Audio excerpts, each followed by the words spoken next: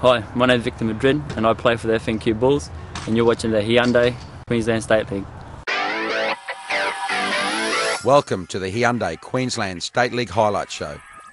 Brought to you by Hyundai, Red Rooster and Football Queensland. And first, let's take in some match highlights from the previous week's Round 15 match between NQ Razorbacks and the visiting Redlands City Devils, courtesy of Win Television.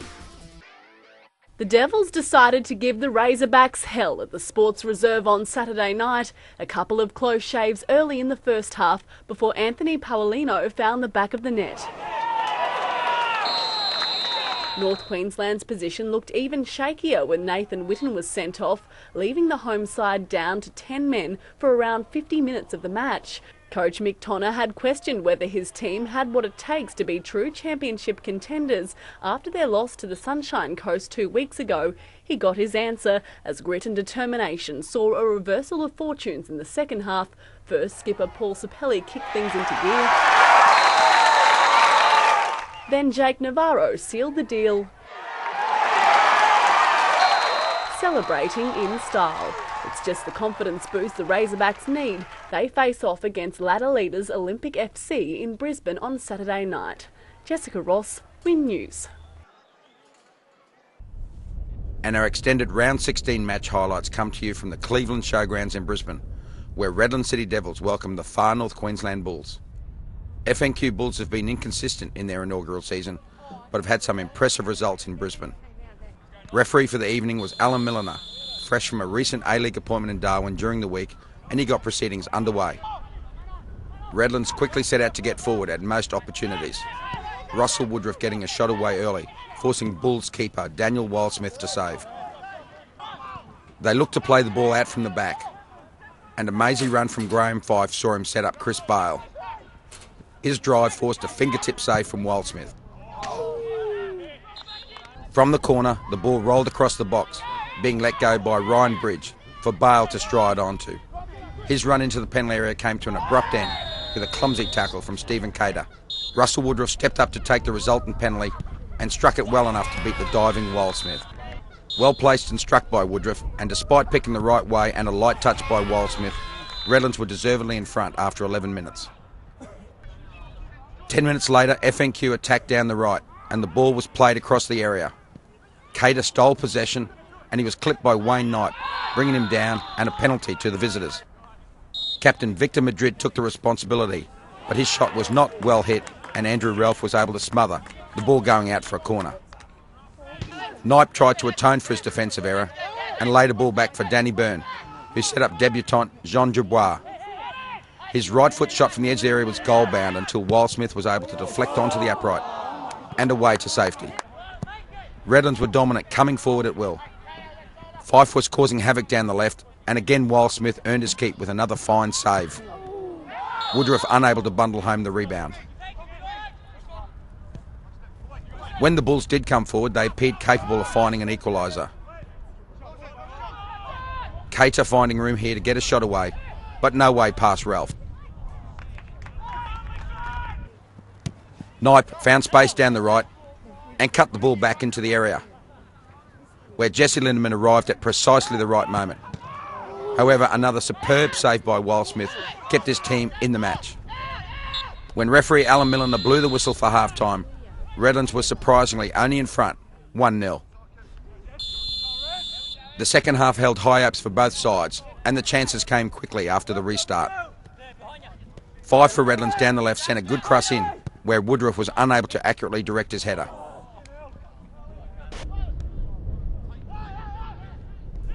In response, Dennis Allen played Stephen Cater in, forcing a brave save by Andrew Ralph, which left both players injured. Cater was eventually replaced with a serious-looking knee injury.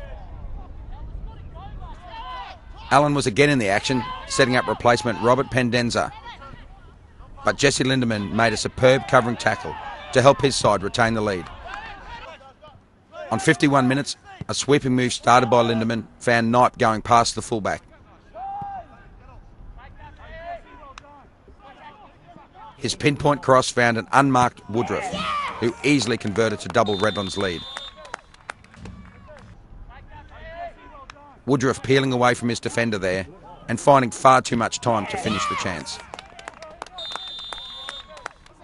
Wildsmith was becoming very busy now. Here, Chris Bale forces another save from him. Anthony Paolino sent Woodruff away down the left with a curling pass. The ball found its way back to the busy Bale, who struck a sweet shot crashing against the upright, with Wildsmith beaten. The Bulls were becoming disjointed now, and Redlands seemed to be able to attack at will. Woodruff and Knight combined to create an opening for the impressive Bale. His shot, though, was well wide. Bale was able to push forward with the introduction of Matt Sieb, and he caused plenty of problems. He earned a free kick on the edge of the area, which was taken by Fife. Fife's shot was unable to be held by Wildsmith, and Woodruff on hand to grab his hat-trick.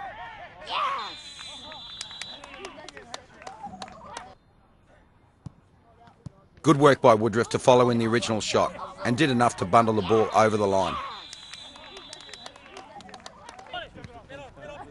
Only 2 minutes later, Dubois played a perfect through ball for Woodruff. He easily slid his left foot shot past a despairing Wildsmith to make it 4-0.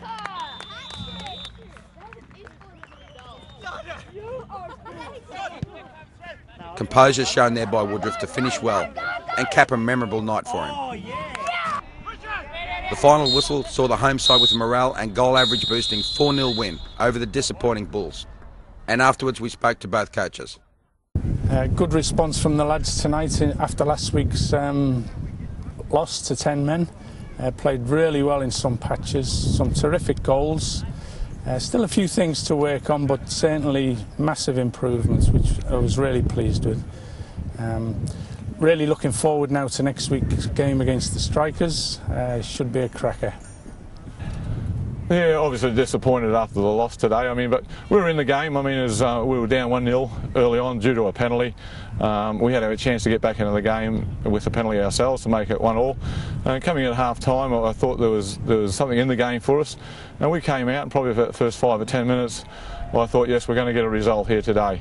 But obviously that didn't happen. Redlands a little bit too good for us today. They popped a couple in and then we lost our shape. Unfortunately for us, I've only had like 11 fit players to pick from for this game. My centre forward's injured, so that gives me 10 for next week. So I've got a bit of work to do. But in saying that, I still believe I've got a team strong enough to go on and win a few more games. We've still got 6 games to go. And so if anyone knows me, I'm a bit of an optimist. And I think I'll win the 6 games. It's just a little bit harder than others. And to all the round 16 results. Olympic FC had a real battle on their hands with the visiting FNQ Razorbacks and needed an 84th minute strike from James Meyer to secure all 3 points. The Razorbacks managed to hold the top of the ladder side to 0-0 until Meyer scored in the 84th minute when his shot found the back of the net to wrestle the points away from the visitors. As you saw, the Redlands City Devils were far too good in front of goal for the FNQ Bulls, with Russell Woodruff bagging himself 4 goals to take his season tally to 14. A missed penalty from the Bulls cost them dearly, and only some inspired goalkeeping from Daniel Wildsmith kept the score from being more. Sunshine Coast FC continued to go from strength to strength and were convincing 5-2 winners over Capricorn Cougars. Tyson Holmes continued his excellent season with a brace, and the others came from Jay Cross, Craig Hawkins and Mikhail Estella. The Cougars' responses came from Ben McMaster and an injury time header from Gerard Kelly, the reserve keeper who had come on as a field substitute. Whitsunday Miners earned their 2nd win of the season over last place Bundaberg Spirit, a 2-1 result there in Mackay. Despite Spirit fielding a much depleted side for the bottom of the table clash, they drew first blood via Shane Youngberry. But the Miners equalised through Mark Rhodes' 8th goal of the season and then denied the Spirit, with Andy Seigan scoring the winner. Queensland Academy of Sport and Logan United played at a 2-2 draw, with 2 goals in the last few minutes. A goal to Gold Coast United youth recruit Kor Sataki